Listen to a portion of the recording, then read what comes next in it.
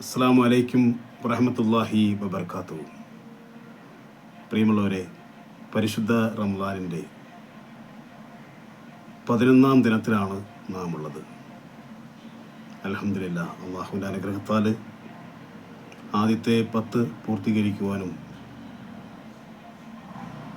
ഏറെ അനുഗ്രഹങ്ങളുള്ള, ഏറെ ഓഫറുകളുള്ള രണ്ടാമത്തെ 10ലേക്ക് പ്രവേശിക്കുവാനും അള്ളാഹു നമുക്കെല്ലാവർക്കും തൗഫീക്ക് നൽകി.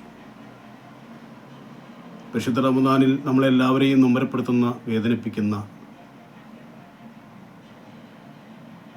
ഇറാൻ ജനത അനുഭവിക്കുന്ന ഇന്നത്തെ നമ്മളെല്ലാവരും വളരെ ആശങ്കയോടുകൂടി കാണുന്ന, പ്രത്യേകിച്ച് പ്രവാസികൾ ആകമാനം ആശങ്കാകുലരായി തീരുന്ന നിലയിലേക്ക് യുദ്ധം കൊടുമ്പിരിക്കൊള്ളുന്ന ഒരു സാഹചര്യത്തിലാണ് നാം ഉള്ളത്. എന്തുതന്നെയായാലും പടച്ചതമ്പുരാൻ്റെ കൃപ കൊണ്ട്, അവൻ്റെ മഹത്തായ അനുഗ്രഹം കൊണ്ട്, അള്ളാഹുവിൻ്റെ തൃപ്തിയിലായി വ്രതാനുഷ്ഠാനം നടത്തുവാനും ഇബാദത്തുകൾ അധികരിപ്പിക്കാനും ഒക്കെ നമുക്ക് സാധിച്ചു. അൽഹംദുലില്ലാഹ്, വലിയ അനുഗ്രഹമാണ് അള്ളാഹു നമുക്ക് ചെയ്തത്. പക്ഷെ നമുക്ക് ഇപ്പോൾ ഒരു നൊമ്പരമായി നിൽക്കുന്നത്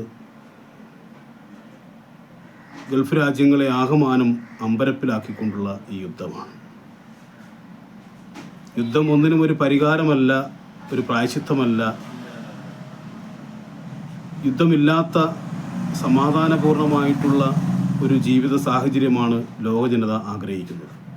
ഒരു യുദ്ധം രാജ്യത്തിൻ്റെ ഏത് ഭാഗത്തുണ്ടായാലും അതിൻ്റെ ബുദ്ധിമുട്ടുകൾ, പ്രയാസങ്ങൾ ലോകത്തുള്ള എല്ലാ ആളുകൾക്കും ഒരുപോലെ ബാധകമായി തീരുന്നതാണ്. അതുകൊണ്ട് എല്ലാവരും യുദ്ധം ഒഴിവാകുന്നതിന് വേണ്ടിയിട്ടുള്ള പ്രാർത്ഥനകൾ ഈ റമദാനിൽ അധികരിപ്പിക്കണമെന്ന് ഇത്തരണത്തിൽ അഭ്യർത്ഥിക്കുകയാണ്. എല്ലാവർക്കും റമദാനിൻ്റെ ആശംസകൾ നേർന്നുകൊണ്ട് നിസാം പത്തനാപുരം. Thank you.